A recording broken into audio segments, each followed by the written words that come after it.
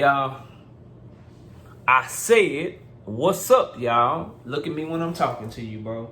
Nah, I'm just messing with y'all, man. This your boy Knockout Boxing 86 TV, and we in here. So check this out. Before we get going, smash the like button, subscribe to the channel, share the video, turn on your notifications, and don't forget that we live Monday, Wednesday, and Thursday night, 7:30 p.m. Central Time. You can also catch us live every Sunday morning with the Singing OG, KQKC Boxing Network. Sunday mornings, 9 a.m. Central Standard Time. And don't forget, you know what I mean, to join the channel, drop the super chats and super thanks to support the channel. And please remember that we got the TKO World Series Debate Tournament, round 2, starting back up tonight. We'll be live at 7 p.m. Central Time. But let's get to it, bro. Let's get to it. Errol Spence fan base versus Terence Crawford fan base. Where did all this shit start? And why is it such a huge level of animosity between the two fan bases? Why can't we all just Rodney King and get along around this motherfucker? For me, it's simple. I'm just gonna keep it 100 with y'all. Errol Spence fan base, logic, common sense, data-driven, integrity, hold people to their words, ask people to stand on the shit that they say, and use facts and logic and common sense. Terence Crawford fan base, the majority of the ones that I've encountered, no logic, no common sense, don't care about data, don't care about facts, will just twist talking points to try to prove they narrative or try to paint whatever picture that they try to paint, bro. Just, it is what it is, bro. Like, I don't know what else needs to be said, bro. Like, for instance, when you come to Errol Spence fans and Terence Crawford fans, I'm gonna prove these points these things that I just said. I'll prove it to y'all.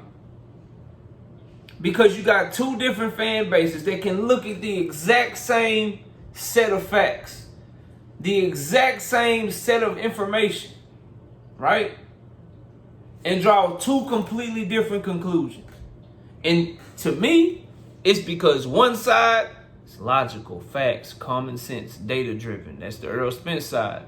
The other side, underhanded, no logic, no common sense. Will do any and everything, willing to lie just to support their favorite fighter. Let's talk about a few, bro. Let's talk about a few. Most recently, we'll go from now all the way to as far back as we can go, because I can go out for a goddamn hour, but I ain't gonna make this video that long. Most recently, Terence Bud Crawford just did a $1 million worth of game interview. Kell Brook and Danny Garcia.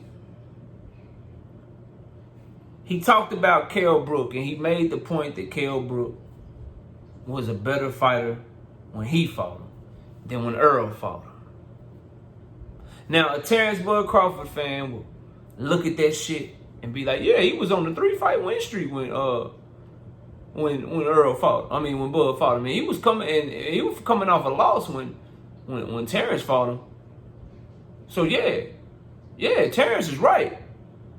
Kell Brook was a better fighter when Terence fought. An Errol Spence fan will look at that and be like, he was coming off of a loss when Errol fought him, but he was still undefeated. He had one eye surgery, one eye injury at that time. He was undefeated at welterweight. I mean, he had one eye injury at that time. Errol broke his other eye, so the eye that he had held up, and plus Errol had to fight him while he was still a champion, not on his last leg. And Errol also fought him, you know, when he was considered the #1 welterweight in the world, and he fought him in his hometown. Oh, and he was 3.5 years younger when Errol fought him. When Bud fought him, he was 2.5 years removed from the weight class. He had 2 broken eyes, and he hadn't been at the weight in like 3 years. How did Bud fight the better version of Kell Brook? We look at the same situation, and we'll use logic, common sense, give you fact upon fact upon fact upon fact.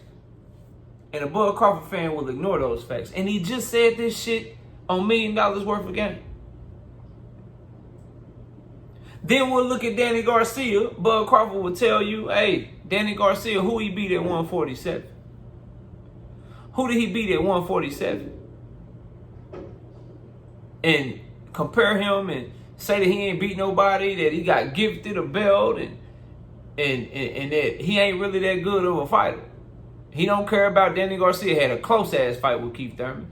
Danny Garcia had a close-ass fight with Sean Porter. Furthermore, after saying that, he tried to talk about how David Avenesian was number 6 in the goddamn division when he fought him, and that David Avenesian somehow a good win, but Danny Garcia ain't shit for Errol Spence.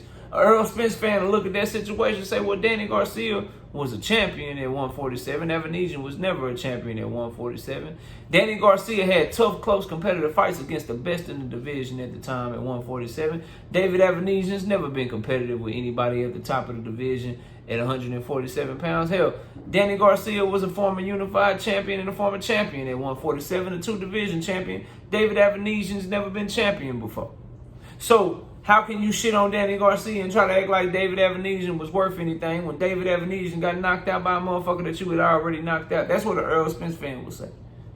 A Terence Crawford fan would look at that shit and say, hey, man, he right. Danny Garcia didn't beat nobody at 147. And David Avenesian, he was number 6 in the WBO. And people try to shit on that win like it's not a good win. I see where Bud is coming from. That's why we don't get along, bro. I'm just like shit like that, that's why we don't get along, bro. Because y'all have no logic. You have no common sense. You have no integrity, bro. Just like your favorite fighter. Your favorite fighter will tell you shit like, hey, I'm talking to Andre Ward. He talking to Andre Ward. Hey, I want to be undisputed at 147. That's all that's motivating me right now. Then he get on this interview leading up to the motherfucking David Avenesian fight. I think that was, with Kate Abdo. She asked him about the shit he said to Andre Ward. He'll tell y'all he never said that shit. I look at that shit, I say, bro, you did say that shit. It's still on tape. We can all see that you said that shit, bro. Why are you lying saying you didn't say that shit? Terence Crawford fan, I bullshit you not. Get on my panel and tell me, well, you don't know if he lying or not, knockout. Maybe he forgot what he said. No logic, no common sense, no data, no integrity. Don't hold nobody fucking accountable, bro. Don't hold your favorite fighter to shit that he say. That's why we don't get along, bro. That's why there's a fucking disconnect. Underhanded as fuck, bro. Terence Crawford fans will make videos and live streams about your ass over and over again, bro. Over and over and over again, talking all kind of hot shit that they'll never say to your face. All kind of crazy ass shit, bro. That's why they'll support a motherfucker that'll tell you, hey, man, yeah. I told BLK Prime I was talking to PBC. I've been talking to BLK Prime at the same time that I was talking to PBC since May of last year. Been talking to him, and I let him know what's going on. Did you tell PBC about BLK Prime? Nope, I ain't tell him nothing. Because if I had told him and I was lying about it, then shit, they could have used that as a duck. But bro, you wouldn't have been lying. You would have been telling the truth to try to get the deal done. So my logic, my common sense shows that you really ain't want to fight Errol at that time. Because if you was trying to get the deal done, then you would have told them what was going on so they could try to make the shit happen for you. You kept that from them and you told BLK Prime everything because that's who you was negotiating in good faith with, and that's the deal that you wanted to go with. But a Terence Crawford fan will look at that shit and say, hey man, he don't owe them nothing. He ain't got to tell them nothing, bro. Why should he tell them anything? Negotiating in good faith for what? They wasn't negotiating in good faith, really, because Errol never took another fight. They went and made the fight happen for him. He stood on his word. He said, Yordenis Ugas, then Terence Crawford, and he done stood on that. Terence Crawford is the one that waffled. He's the one that stepped away. He's the one that went and did something else and then now came back. Errol said he was spinning block. When you gonna spin the block, Errol? See, he about to fight Keith Thurman. He about to fight Keith Thurman. Proved all y'all ass wrong. Did exactly what he said he was gonna do. And you know what you do? You give Terence Crawford credit for making the fight happen. That's why we don't get along, bro. Terence Crawford took another fight. He took another fucking fight. Errol didn't take another fight. When he took the fight, Errol said, it's cool, I'm going to spin the block.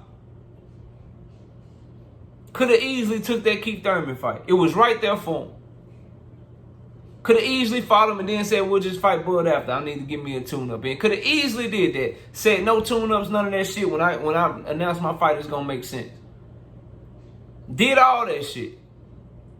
But you'll give Bud credit. You'll give Bud Crawford credit for making the fight happen. Instead of the person that negotiated him with him for a year, sent multiple offers over to him, waited on him, sent more offers and negotiated with him again, stood on everything he said he was going to do.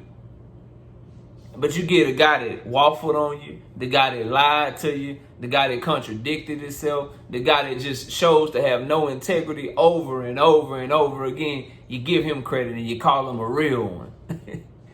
Fake is the new real to you dudes, man.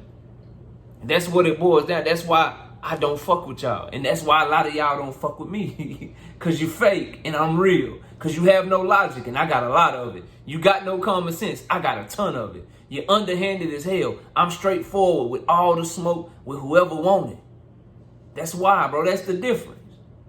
That's the difference, bro. Like that. So for anyone wondering that's new to this shit, why these fan bases go back and forth and why Errol Spence fans and Terence Crawford fans is always at each other's neck and don't like each other.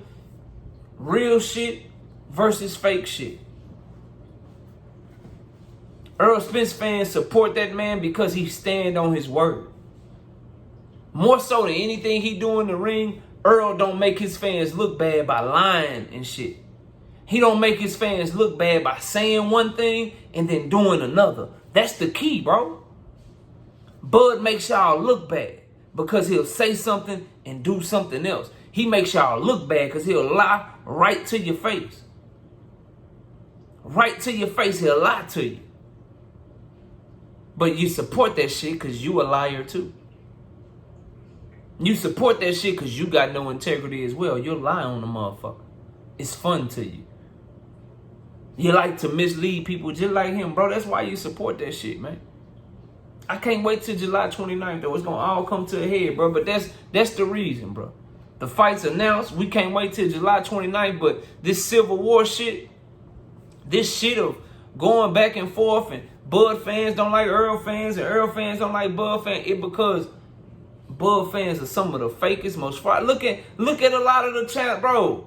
I'm not making this shit up. A lot of dudes that are Bud fans that talk a ton of shit about other channels that support Errol and make content trying to berate him and degrade him and hoping for a comeback and all that shit. A lot of those dudes are talking about motherfuckers that they used to call themselves cool with, fam. I'm just keeping it 100 with y'all. A lot of them talking about people that they used to call they bros and call they homies and shit and be in the chat supporting them and shit. A lot of those people are now talking bad about those people when ain't nothing even happened for the shit to turn like that other than they support Errol and they support Bud, bro. Fake ass, fraudulent ass, fugazi ass motherfuckers running around here, man. Watch yourself. Get this, cut your grass so you can see the snakes, man. But that's the reason. And it's all gonna come to a head July 29th. All I can tell you is this, bro. Stay where you at. And when it happened, bro, I'm going in. I'm cooking all of y'all, bro. I cannot wait till July 30th, July 31st, August 1st. I can't wait to them lives, bro. I can't wait to them. We standing on business, man. I can't wait for this fight. You know, shout out to Errol for making the fight happen. Not taking no for an answer and staying on what he wanted and what he said he was going to do. And shout out to Terence Bud Crawford because he finally stopped running, man. Y'all boy be easy. I see y'all soon. Peace out.